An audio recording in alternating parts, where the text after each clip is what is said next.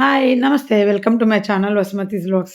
Last వ్లాగ్‌లో మనకొక కొత్త సబ్‌స్క్రైబర్ వచ్చినారు. వాళ్ళకి చాలా థాంక్స్ అండి. ఎందుకంటే షార్ట్ వీడియోలో సబ్‌స్క్రైబర్లు బాగానే వస్తారు గానీ, మనకు లాంగ్ వీడియోలో సబ్‌స్క్రైబర్స్ తక్కువ. అందుకనే ఈ వీడియోని ఎక్కువ పెట్టను. వారానికి ఒక 3 లేదా 4 పెడతాను నా ఇంట్రెస్ట్‌ని బట్టి. దీని మీద పెట్టే ఫోకస్ షార్ట్ వీడియోలో టిప్స్ ద్వారా పెడితే కొంచెం సబ్‌స్క్రైబర్లు పెరుగుతారు. ఇది నేనంటే బాగా నా ఛానల్ నచ్చిన వాళ్ళు మాత్రమే ఇది చూస్తారు. అది చూసే వాళ్ళంతా ఎక్కువ నా టిప్స్, ఏదో నా మాటలు అప్పటికప్పుడు నచ్చితే చూస్తారు. పేరుకి సబ్స్క్రైబ్ చేసుకుంటారు గానీ, వాచ్ టైమ్ మాత్రం పెద్దగా ఉండదు. దాదాపు 17,600 సబ్స్క్రైబర్లున్నారు. కానీ వ్యూస్ మాత్రము ప్రతి వీడియోకి మినిమమ్ 1000 గూడా ఉండవు. ఏదో అప్పటికప్పుడు ఆ పబ్లిక్‌లోకి ఆ వీడియో వెళ్ళినప్పుడు ఆ వీడియో వైరల్ అవుతుంది. సడెన్‌గా ఆగిపోతది. అట్లా వెళ్ళిపోతది. 1,000, 2,000, 3,000 వచ్చినాక ఇంక దాంట్లో ఒక వ్యూ గూడా ఉండదనమాట. నేను వీడియో పెడతానే వెంటనే చూసుకుంటుంటానండి. ఒక షార్ట్ వీడియో పెడతాననుకోండి. వితిన్ 5 మినిట్స్ లోపల 1000 వ్యూస్ వచ్చుంటాయి. సబ్స్క్రైబర్లు వచ్చేసింటారు. అదే ఎంత మంచి వీడియో అయినా ఒక్కోసారి అసలు వ్యూవే రాదు. అది పబ్లిక్‌లోకి చేరదనిపిస్తుంటది నాకు. ఇంకా యూట్యూబ్ సజెస్ట్ చేసినప్పుడు చూసిన వాళ్ళే చూస్తారనమాట. ఏమో అది దాని డీటెయిల్స్ అలా కనిపిస్తుంటాయి నాకు. ఇంకా పొద్దున సాటర్‌డే వీడియో అండి ఇది. బొరుగులు, ఆశ్రమం బొరుగులు, ఉర్లగడ్డ మా ఆశ్రమం అని చెప్పాను కదా! అది బ్రేక్‌ఫాస్ట్ కింద చేసుకున్నాను. ఇంకా లంచ్‌కొచ్చేసి మా ఆయనకు నేను ఇది పంపించా. టమాటా రసం, మిరియాలు, మునక్కాయలేసి. ఎందుకంటే మా ఇంట్లో మిరియాలతో రసమే తింటారు. ఇంకా పప్పుతో చేసిన రసం ఇష్టపడరు. నాకిష్టము. బట్ వీళ్ళు ఇష్టపడరు గనక నేను వాళ్ళ వరకే ఎక్కువ ఇంట్రెస్ట్‌గా చేస్తాను. ఇంకెప్పుడైనా చప్పిడి పప్పు ఉంటే నేను ఆ చప్పిడి పప్పు, రసము ఆంధ్ర వాళ్ళ స్టైల్‌లో తింటా. ఇవి ఫ్రీజర్‌లో పెట్టిన టమాటా చూడండి రసం చేయటానికి బాగా యూజ్ అవుతదట్లా. మీకెప్పుడైనా రసం చేయాలి ఎక్కువ అనుకున్నప్పుడు మిక్సీకి వేయకుండా ముందు రోజే ఫ్రీజర్‌లో పెట్టేయండి. పొద్దున్నే తీయండి. బయట పెట్టి వాటర్‌లో 2 మినిట్స్ ఏసేస్తే తొక్క సెకండ్‌లో వచ్చేస్తది. మీరు దేనికైనా టమాటో ప్యూరీ చేసుకోవాలంటే చాలా ఈజీ. నేనైతే ఇంకా ఎలా చేశానంటే గ్రేట్ చేసేసాను. ఏఎంసీ గిన్నె మీద పెట్టేసి మూత మీద గ్రేట్ చేసేసి ఇంక నాకు టైం లేదు. మా ఆయన 8:30కే వెళ్ళాలి. సాటర్‌డే రెగ్యులర్‌గా అయితే 9కెళ్తారు. సాటర్‌డే 8:30కి ఎళ్తారనమాట. పొద్దున 8:30కెళ్ళి రాత్రి 8కొస్తారు. సో, ఇంకా లంచ్ ఇవ్వాలి గదా! ఇంగ కొంచెం ఎక్కువ చేసిస్తా. అందరూ ఆఫీస్‌లో తీసుకుంటారనమాట. సాటర్‌డే మాకు అలవాటిది. ఎప్పుడు రోజు ఇచ్చేదాన్ని ఇదివరకు. ఇప్పుడు ఫీల్డ్ వర్క్‌లో ఉంటారు గనక ఓన్లీ సాటర్‌డేస్ ఆఫీస్‌కెళ్తారు. సో, ఎంసీ గిన్నెలో గ్రేటర్ మూత ఉంది. దాని మీద పెట్టేసి టకటక కట్ చేస్తూ అలాగే ఇంకా ఫాస్ట్‌గా చేసి ఇచ్చేస్తాను. మా ఆయన టైంకు ముందే ఎళ్తారనమాట.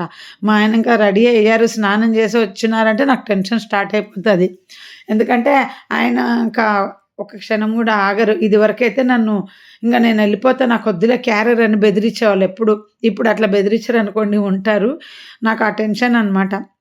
ఇంగ నాకొద్దంటారు. ఆకలేసినా గూడా నాకిప్పుడు పెట్టకపోతే ఆకలేస్తుంది. నేను మళ్ళీ తిననంటారు చిన్న పిల్లల్లాగా. అలా జేస్తారనమాట. అదే మా చిన్నదానికి గూడా ఆకలేస్తే ఆగలేదు. సేమ్ మా ఆయన టైపు. ఇంక బయటికి రసము ఫ్లాస్క్‌లో పెట్టి ఇచ్చినానండి. ఆఫీస్‌కి గదా! ఒకటి లాక్‌డౌన్‌లో ఫ్లాస్క్ కొనింటి రూ. 400 పెట్టి. అంతా వీడియోలో ముందే చెప్పేస్తున్నాను. ఆ తర్వాత తిరిగ్గా వేరే మాటలు మాట్లాడతాను గదా! మళ్ళీ ఇదే వీడియో గురించి మాట్లాడకుండా చెప్తున్నా. ఇంగ ఇలా రసం ఆయనకు ప్యాక్ జేసి ఇచ్చేసినాక నేను బొరుగులు సబ్జీ పెట్టుకొని తినేసిన. చాలా టేస్టీగా ఉంటదండి. ఉర్లగడ్డలు ఉప్పుడు బియ్యం బొరుగులు తీసుకోండి. నేను చెప్తున్నా ఉడకబెట్టి శనగలు అవి. ఒకసారి మీరు ఈవినింగ్ స్నాక్ లాగా తిని చూడండి. చాలా టేస్టీగా ఉంటది. ఉడకబెట్టేటప్పుడే ఉప్పు వేసేసేయండి. నా వీడియో చూసి గుర్తుపెట్టుకొని ఎప్పుడైనా మీరు ట్రై చేయండి. పెద్ద ఉర్లగడ్డల బదులు ఎంత చిన్నగుంటే అంత టేస్టీగా ఉంటది. లేకపోతే పెద్దవైనా పర్వాలేదు. బట్ ఉప్పుడు బియ్యం బొరుగులతోనే బావుంటది చెప్తున్నా చూడండి. మామూలు బొరుగులతో చేసినయి బావుండవు. కొంచెం డార్క్ బ్రౌన్‌గా ఉంటాయి గదా! బొరుగులు వాటికే బావుంటది. ఎందుకంటే మేము చూసాం ఇదివరకు. ఇంకా ఈ రసం చేసేసానా, నేను లాస్ట్ వీడియోలో మా అత్తగారు, మా మరిది పెళ్ళప్పుడు గురించి నన్ను అడిచినది చెప్పినాను గదా! అప్పుడు ఆ టైంలో ఇంకా ఏం అడిచినారో చెప్తానండి. ఇంకా ఆ టైంలో ఏమడిచినారంటే, పెళ్లి తర్వాత అనుకుంటా, మా పెద్ద పాప అప్పుడెంత ఆహ్, రె 2 ఏళ్ల పాప అంతే. ఇంకా ఏమైంది టిఫిన్ తిన్నీక మా పాప పోయి మా అత్తమ్మను "జేజీ నాకు టిఫిన్ కావాలి" అని అడిగింది. అప్పుడేమోకో దోస పోసినారు. వాళ్ళసలు పొయ్యరు. రేరు నేను 20 రోజులున్న ఒక రోజు రేరు దోస పోయరని చెప్పాను గదా! బయట తెచ్చుకొని తింటారు గానీ, దోస పోయరు. ఇంకా ఆ రోజు నేనే అనుకుంటా. నేను పిండి రుబ్బుతాను గనక వాళ్ళు గ్రైండర్ పెడితే నా చేతే చేపిస్తారనమాట. వాళ్ళు పిండి గూడా కొనుక్కొచ్చుకొని పోసుకోరండి. డైరెక్ట్ దోసలు కొనుక్కొని తింటారు. బయటనే ఇడ్లీలు, దోసలు రేర్ అన్నమాట. సో, ఇంగా పెళ్ళప్పుడు ఏమైంది మా పాపొచ్చి "జేజీ నాకు టిఫిన్ కావాలి" అని అడిగింది. ఎవరైనా పిల్లలు అడిగితే ఫస్ట్ పిల్లలకే పెడతారు గదా! మా అత్తగారు ఏం చేశారంటే "ఉండు పెద్దనాన్నకిస్తాను. ముందు పెద్దనాన్నకి పెట్టినాక నీకిస్తాను" అనింది. ఆయనేం బయటికెళ్ళేది లేదు. ఏం లేదు. సో, నాకు కొంచెం బాధపడ్డాను. అరే! చిన్న పిల్లలు అడిగితే ముందు చిన్న పిల్లకి పెట్టాలి గానీ, పెద్దవాళ్ళకి పెడతాను. ఆమె ముద్దుల కొడుకు గనక పెద్దాయన, చిన్నాయన ఆమె ముద్దుల పిల్లలనమాట. మా ఆయనను దత్తత గూడా ఇచ్చినారు ఒక టైంలో. మా ఆయన వాపసొచ్చేసాడు. పోయి వెంటనే నేను ఉండనని వచ్చేసారు. ఎందుకంటే అందరికీ రెండో కొడుకంటే వేస్ట్ కొడుకనమాట. ఎందుకంటే తలకొరివి పెట్టడు గదా! పెద్ద కొడుకు, చిన్న కొడుకుకే గదా! అందుకనే రెండో కొడుకు మీద అందరికి చాలా మందికి ప్రేమ తక్కువుంటది. ఆ రెండో కోడలి మీద గూడా అంతే ఉంటది.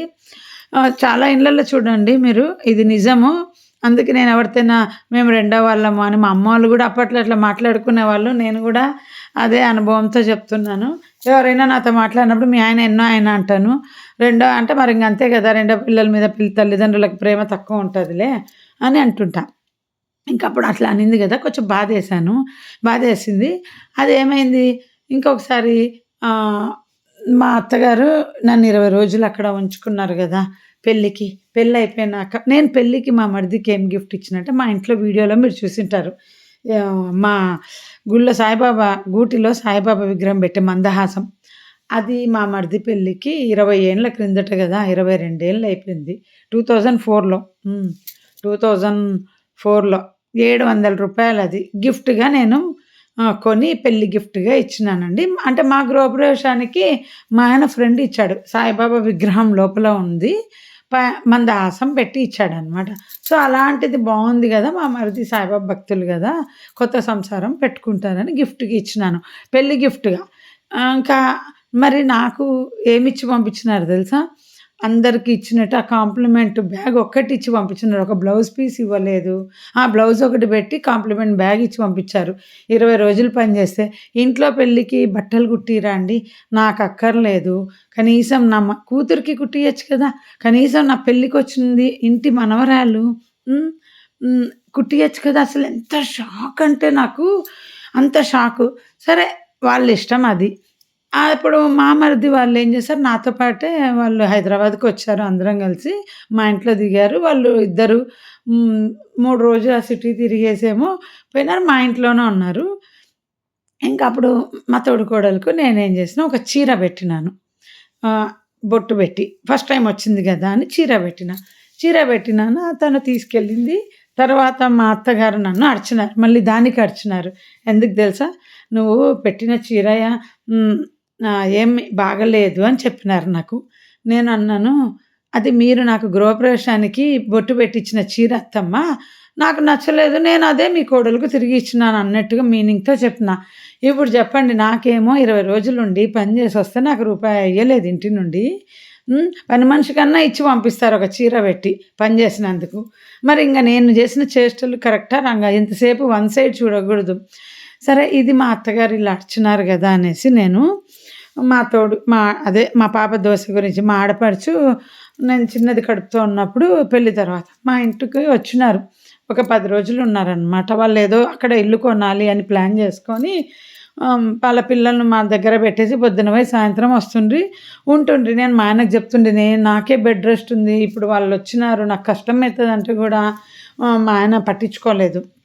సరే వచ్చినారు. నాకేం పని చేయకుంటే మళ్ళీ వాళ్ళు నాకు బర్డెన్‌గా గూడా ఉండగూడదు గదా! వాళ్ళ పిల్లల్ని నా దగ్గర పెట్టిపోతే సరే చూసుకున్నాను. మా పిల్లని వాళ్ళతో పాటు బయటికి తీసుకెళ్ళి తిప్పారు.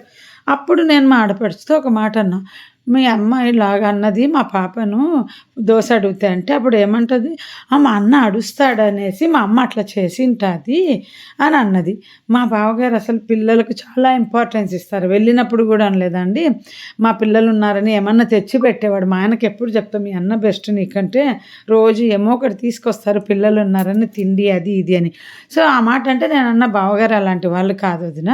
ఆయన చిన్న పిల్లలకి బాగా ఇంపార్టెన్స్ ఇస్తారు. నాకు తెలుసు గదా! అట్లా పిల్లల కంటే మా అన్న అరుస్తాడని భయంతో మా అమ్మ ముందు వాళ్ళ కొడుకుకి పెట్టి తర్వాత నీ కూతురికిచ్చింది. ఇలా ఆడపడుచుతో కొంచెం మిస్‌అండర్‌స్టాండింగ్ అయింది. అప్పుడు ఏమన్నదంటే, మా అమ్మను అన్నవాళ్ళు ఎవ్వరు బాగుపడరు అని నన్ను అన్నదనమాట. అప్పుడు నేను మా ఆయనకు ఫోన్ చేసి చెప్పి ఏడ్చిన్నాను. నెక్స్ట్ కంటిన్యూయేషన్ ఉంది.